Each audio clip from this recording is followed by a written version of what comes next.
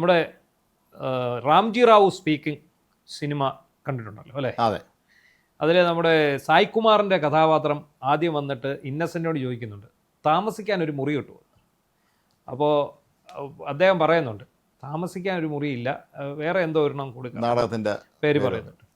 അപ്പോൾ അവിടെ താമസിക്കാൻ പറ്റുമോ എന്നാണ് ചോദിക്കുന്നത്. എന്ന് പറഞ്ഞതുപോലെ നമ്മുടെ സ്പീക്കർ തിരുവഞ്ചൂർ രാധാകൃഷ്ണനോട് ഒരു മുറി കിട്ടുമോ എന്ന് ചോദിച്ചിരിക്കുകയാണ് പ്രതിപക്ഷ ഉപനേതാവ് ആയെന്ന് കരുതുന്ന, സ്വയം പ്രഖ്യാപിക്കുന്ന KN ബാലഗോപാൽ, മുൻ ധനമന്ത്രി.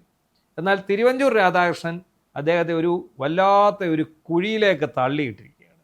അദ്ദേഹം വളരെ എന്താണ് പ്രവൃത്തി പാരമ്പര്യമുള്ള നല്ല എക്സ്പീരിയൻസ് ഉള്ള രാഷ്ട്രീയ നേതാവാണ്. ഇതിനെ അറിയാൻ എന്ത് ചെയ്യണമെന്നുള്ളത് കൃത്യം ഒരു 8ൻ്റെ പണി അങ്ങോട്ട് കൊടുത്തിട്ടുണ്ട്. അതായത് സഭാ നേതാവായിട്ടുള്ള പിണറായി വിജയൻ്റെ ഒരു കത്തുമായി വരൂ, നിങ്ങൾക്ക് ഞാൻ മുറി അനുവദിക്കാം എന്നാണ് പറഞ്ഞിരിക്കുന്നത്. അവിടെയാണ് പെട്ടത്. അവിടെ പെട്ടിരിക്കുന്നത് CPM ആണ്. പിണറായി വിജയനും ബാലഗോപാലും അടങ്ങുന്ന CPM പെട്ടിരിക്കുന്നു. കാരണം LDF പ്രതിപക്ഷ ഉപനേതൃസ്ഥാനം മുൻ മന്ത്രി K രാജന് വേണ്ടി CPI ആവശ്യപ്പെട്ടതാണ്. CPI ഇടയ്ക്ക് ഘോരം പ്രഖ്യാപനങ്ങൾ നടത്തിയിരുന്നു വിനയ് വിശ്വത്തിനെ കുറിച്ചൊക്കെ. ഞങ്ങൾ തന്നേ പറ്റുള്ളൂ, അല്ലെങ്കിൽ ഞങ്ങൾ പലതും സംഭവിക്കുമെന്നൊക്കെ പറഞ്ഞിരുന്നു. അതെ. അപ്പോൾ ഇതിനകത്ത് ശരിക്കും 26 സീറ്റാണ് CPM-ന്, 8 സീറ്റ് CPIക്കുമാണ്. അപ്പം അതിൽ ബാക്കി അവശേഷിക്കുന്ന പറഞ്ഞാൽ RJDക്ക് കൂത്തുപറമ്പിൽ. അപ്പം എന്താണ് സംഭവിച്ചിരിക്കുന്നതെന്ന് ചോദിച്ചാൽ, ആ പ്രതിപക്ഷ നേതൃസ്ഥാനം പിണറായി വിജയന് ഞങ്ങൾ സമ്മതിച്ചിരിക്കും. പക്ഷേ 8 സീറ്റുള്ള CPIക്ക്, അതായത് ഈ മുന്നണിയിലാകെ 3 കക്ഷികളെ നിയമസഭയിലുള്ളൂ, അതിൽ ഞങ്ങൾക്ക് വേണം പ്രതിപക്ഷ ഉപനേതൃസ്ഥാനമെന്ന് ബിനോയ് വിശ്വവും അതുപോലെ തന്നെ CPIയും ഒന്നടങ്കം കുറേ നാളായി ചോദിക്കാൻ തുടങ്ങിയിട്ട്. പക്ഷേ CPM അത് കൊടുക്കില്ല. ഈ പ്രതിപക്ഷ ഉപനേതാവ് സ്ഥാനത്തിൻ്റെ കഥ അറിയത്തില്ലേ, ചരിത്രം അറിയത്തില്ലേ? അതെ. അങ്ങനെ ഒരു പദവി ഇല്ല ഫലത്തിൽ, അങ്ങനെ ഒരു പദവി ഇല്ല. ഇപ്പം VS പ്രതിപക്ഷ നടത്തുമ്പോൾ കൊടിയൊരു ഉപനേതാവായിരുന്നു പറയാം. എല്ലായിടത്തും അങ്ങനെ തന്നെയാണ്. അത് അന്ന് പിണറായി വിജയൻ കൊണ്ടുവന്ന ഒരു കുരുട്ട് ബുദ്ധിയായിരുന്നു ഈ പ്രതിപക്ഷ ഉപനേതൃസ്ഥാനം കോടിയേരിക്ക് കൊടുത്തത്. കാരണം VS അച്യുതാനന്ദനെ അങ്ങനെ വിടണ്ട, വിട്ട് കഴിഞ്ഞാൽ ഇയാൾ ഇതായി മാറും, എന്താണ്, സ്റ്റാർ ആകും. അപ്പോൾ അതിന് ഇദ്ദേഹത്തെ ഒന്ന് നിയന്ത്രിക്കാനും, ഇനി അദ്ദേഹം പറയരുതാത്ത കാര്യങ്ങൾ അല്ലെ അദ്ദേഹം പറഞ്ഞതായിട്ടുള്ള കാര്യങ്ങൾ അതിലൊരു തിരുത്തൽ വരുത്തുന്നതിന് വേണമെങ്കിൽ ഈ ഉപനേതാവിനെ ഉപയോഗിക്കാം എന്നുള്ള നിലയ്ക്കാണ്. ഉമ്മൻചാണ്ടിയുടെ മന്ത്രിസഭയിലായിരുന്നു അല്ലേ? അതെ. അപ്പോൾ അന്ന് ഇനി ഒരു മുറി അനുവദിച്ചു. അന്നത്തെ സ്പീക്കർ ഇവർക്ക് ഒരു മുറി അനുവദിച്ചു കൊടുത്തു. അന്ന് ആരായിരുന്നു സ്പീക്കറായിട്ടുണ്ടായിരുന്നത്? നമ്മുടെ അന്ന് എനിക്ക് തോന്നുന്നു G കാർത്തികേയൻ ഉണ്ടായിരുന്നു. പിന്നെ അദ്ദേഹം അന്തരിച്ചതിന് ശേഷം ശക്തനാട്. അപ്പോൾ എന്താണെങ്കിലും ഒരു മുറി അന്ന് കൊടുത്തിരുന്നു. G കാർത്തികേയനാണെന്ന് തോന്നുന്നു ഈ മുറി അനുവദിച്ച. പ്രതിപക്ഷ ഉപനേതാവ് എന്നൊരു പദവി ഇല്ല, നിലവിലില്ല. പക്ഷേ CPM ആവശ്യപ്പെട്ടു. അന്ന് അങ്ങനെ PS അച്യുതാനന്ദൻ പ്രതിപക്ഷ നേതാവും കോടിയേരി ബാലകൃഷ്ണൻ ഉപനേതാവും. പിന്നീട് ഇതിൻ്റെ ആവർത്തനം VS മുഖ്യമന്ത്രിയായപ്പോൾ പ്രതിപക്ഷ ഉപനേതാവായിരുന്ന കോടിയേരി കൊണ്ടുവന്ന് ആഭ്യന്തരമന്ത്രിയാക്കി വെച്ചു. അതായത് ഇദ്ദേഹത്തിൻ്റെ രഹസ്യ നിരീക്ഷണമായിരുന്നു ഇത്, അനങ്ങാതിരിക്കുക എന്നുള്ളതാണ്.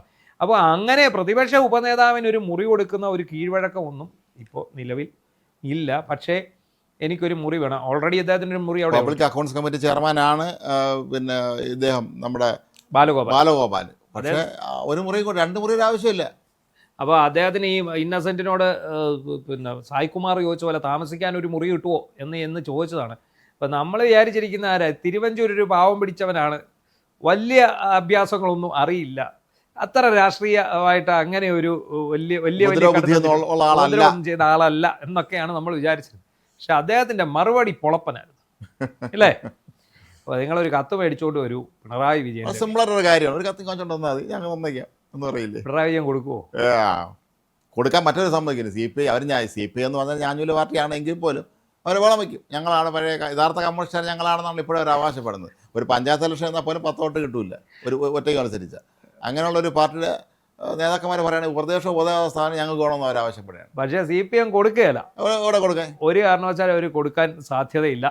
കോൺഗ്രസ്സുകാരോട് നിന്ന സമയത്ത് രണ്ടുപേരും മുഖ്യമന്ത്രിയായ പാർട്ടിയാണ് കോൺഗ്രസ്സുകാർ കഴിഞ്ഞു കൊടുത്തതാണ്. ആകെപ്പാടെ 35 പേരുള്ളത് ഈ 8 അങ്ങോട്ട് പോയാൽ ഞങ്ങൾക്ക് ഒരു കുഴപ്പമില്ല. അതുകൊണ്ട് ഞങ്ങൾ ഏതായാലും ഇത് തരാൻ ഉദ്ദേശിക്കുന്നില്ല. കടക്ക് പുറത്താണ് പിണറായിയുടെ നയം ഇക്കാര്യത്തിൽ. അതെ, അക്കാര്യത്തിൽ പിണറായിയുടെ നയം കടക്ക് പുറത്ത് തന്നെയാണ്. എന്താണെങ്കിലും വളരെ രസകരമായിട്ടുള്ള ഒരു കാര്യമായിട്ടത് മാറിയിരിക്കുന്നത്. തിരുവഞ്ചൂരിന് രസമാണ്, CPM-നകത്തും LDF-നകത്തും അത് വലിയ വിഷയമായിട്ട് മാറും. മാത്രമല്ല CPIയുടെ സംസ്ഥാന സെക്രട്ടറി ബിനോയ് വിശ്വത്തെ സംബന്ധിച്ചിടത്തോളം അദ്ദേഹത്തിൻ്റെ അഭിമാനത്തിൻ്റെ പ്രശ്നമാണിത്. പാർട്ടിക്കകത്ത് തന്നെ ഇപ്പം തന്നെ അദ്ദേഹം വെറുതെ പിണറായി പേടിച്ചെല്ലാം കീഴടങ്ങി കൊടുക്കുകയാണെന്നുള്ള വ്യാപകമായ ആരോപണം പരാതിയൊക്കെ ഉള്ളതാണ്. അതിനിടയിൽ കൂടെ ഉപനേതാവ് സ്ഥാനം കൂടെ കിട്ടൂലെന്ന് പറഞ്ഞു. സത്യത്തിൽ ഈ LDFന്റെ പ്രതിപക്ഷ ഉപനേതാവ് സ്ഥാനം സംബന്ധിച്ച് യാതൊരു ധാരണയും ഇതുവരെ ആയിട്ടില്ല. എന്നാൽ KN ബാലഗോപാലൻ താനാണ് ഉപനേതാവ് എന്ന് പറഞ്ഞ് പോകുന്നുമുണ്ട്. ഈ അതിനിടയ്ക്ക് നമ്മുടെ നിയമസഭയിൽ നടന്ന സമ്മേളനത്തിനിടയിൽ പിണറായി വിജയൻ മിണ്ടായിരുന്നപ്പം ബാലഗോപാൽ കയറി ചൂടായ സീൻ വന്നിട്ട് ചുമ്മാ ഇങ്ങനെ മിണ്ടായിരുന്നാ പോരെ, എണീറ്റ് ഒന്ന് മറുപടി പറയും. അതിനെ ചിലരൊക്കെ കൂടി ഏയോ ഏതാണ്ടൊക്കെ ഇട്ട് എന്തോത്തിനിരിക്കുവാടോ എണ്ണീറ്റ് പോയി മറുപടി പറയണോ എന്നുള്ള രീതിയിലാക്കി പ്രചരിപ്പിക്കുകയും ചെയ്തു. ആ സംഭവത്തിനെതിരെ കേസുമായിട്ടുണ്ട്. അദ്ദേഹം കൊണ്ട് പരാതി കൊടുത്തു, സ്പീക്കർക്ക് അവകാശ ലംഘനത്തിന് പരാതിയും കൊടുത്തിട്ടുണ്ട് ബാലഗോപാൽ. എന്തായാലും CPM സത്യത്തിൽ പ്രതിപക്ഷ നേതാവ് ആകേണ്ടിയിരുന്നത് പിണറായി വിജയൻ ആയിരുന്നില്ല. ഒരു കാരണവശാലും തൻ്റെ കയ്യിലിരിപ്പ് കൊണ്ട് തോറ്റ ഒരു മുന്നണിയുടെ നേതൃസ്ഥാനത്തേക്ക് പിണറായി വിജയൻ സ്വമേധയാ വരാൻ പാടില്ലായിരുന്നു. അദ്ദേഹം സ്വമേധയാ വരികയാണുണ്ടായിരുന്നത്. പക്ഷേ അദ്ദേഹത്തിന് സർക്കാർ ജയിലിൽ ജീവിക്കണ്ടേ? അതെ, 40 കാർ കിട്ടിയില്ലെങ്കിലും ഒരു ഔദ്യോഗിക വസതി കൊട്ടാരം പോലത്തെ ഗവൺമെൻറ് ഹൗസ്, സ്റ്റേറ്റ് കാർ, കൊടിയച്ച കാർ, പോലീസ് എസ്കോർട്ട്, സാധനം വാങ്ങിക്കാൻ സർക്കാർ ലെവലിൽ സാധനം വാങ്ങാം, നെയ്മീനെന്ന് പൈസ കൊടുക്കണ്ട. അതെ, സ്വമേധയാ അദ്ദേഹം നിൽക്കണ്ടായിരുന്നു. അദ്ദേഹം അതിന് അല്ലാതെ പോയാൽ മതിയായിരുന്നു. സ്വമേധയാ നിൽക്കേണ്ട ആവശ്യമില്ലായിരുന്നു. അദ്ദേഹം ഒന്ന് മാറി നിൽക്കുന്നു. അന്തസ്സുള്ളതെങ്കിൽ മാറി നിന്നിരുന്നെങ്കിൽ തന്നെ ഇത് ആദ്യമേ ഞാനാവാന്ന് കൈവക്കി കാണിക്കണം. വോട്ടെടുപ്പ് വേണ്ടി വന്നപ്പോൾ സ്വയം കൈവക്കി കാണിക്കാനാവാന്ന്. അതെ, അതായത് പോളിറ്റ് ബ്യൂറോ വരെ പോയി ഈ സംഭവം. അങ്ങനെയാണ് അവസാനം സത്യത്തിൽ ബാലഗോപാലിന് കൊടുത്തിട്ട് ഇദ്ദേഹം മാറി നിൽക്കുക എന്നുള്ളതായിരുന്നു അദ്ദേഹം കാണിക്കേണ്ട മാന്യത. അത് പക്ഷേ മാന്യത കാണിച്ച് ശീലമില്ലാത്തതുകൊണ്ട്, അങ്ങനെ ഒരു മാന്യത കാണിക്കാൻ പിണറായി തയ്യാറല്ലാത്തത് കൊണ്ടും ആണ് ഇപ്പോൾ ഈ ഒരു പ്രശ്നം വന്നേ. എന്താണെങ്കിലും ഇനിയിപ്പോൾ ആകെപ്പാടെ ഇടയ്ക്ക് EDയുടെ വിഷയമൊക്കെ ഒന്ന് ചൂടായപ്പം ബാലഗോപാലിൻ്റെ മനസ്സിൽ ലഡു പൊട്ടിയിരുന്നിരിക്കണം. അതെ, കാരണം ഇങ്ങേരെങ്ങാണോ അകത്ത് പോയാൽ എനിക്ക് പ്രതിപക്ഷ ഉപനേതാവാകാം. അറിയുന്നതുമില്ല എന്താണെന്നുള്ളത്. EDയുടെ നീക്കങ്ങൾ അതീവ രഹസ്യമാണ്. അവർ അണിയറയിൽ ഒരുങ്ങുന്നുണ്ടെന്നാണ് വിവരം.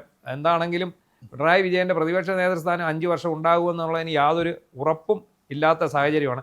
അതുകൊണ്ട് തന്നെ ആയിരിക്കും ഒരുപക്ഷെ CPI ആഞ്ഞു പിടിക്കുന്നത്, ഞങ്ങൾക്ക് ഇത് വേണം. ഈ ഇതുപോലെയുള്ള ഒരു പദവിയാണ് ഉപപ്രധാനമന്ത്രി, ഉപമുഖ്യമന്ത്രി എന്നൊക്കെ പറയുമ്പോൾ അത് നമ്മുടെ കർണാടകയിലുള്ള പദവികളല്ല.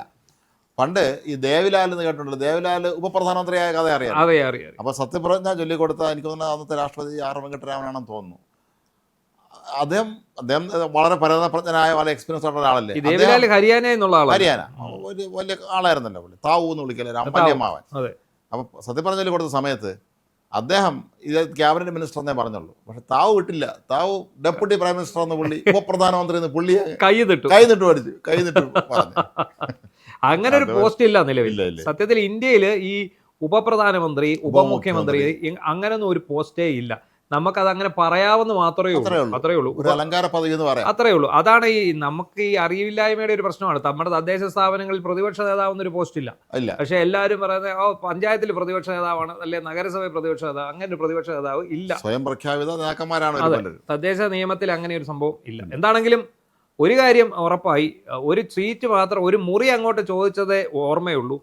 ആ മുറി പല മുറികളാക്കാവുന്ന തരത്തിലുള്ള ഒരു പണിയാണ് ഇങ്ങോട്ട് നമ്മുടെ തിരുവഞ്ചൂരിൽ. നമ്മൾ പറയാനുള്ള ഒരു മുറി മാത്രം തുറക്കാതെ വെക്കാൻ ഞാനെന്ന് പഴയ പാട്ടുണ്ടല്ലോ, അതികൂടെ എന്നോട് ഇതിപ്പോ മുറി തുറക്കാൻ പറ്റിയോ അതുമില്ല, മുറി അടയ്ക്കാനും പറ്റാത്ത അവസ്ഥയിലായി. അക്ഷരാർത്ഥത്തിൽ CPM പെട്ടിലായി.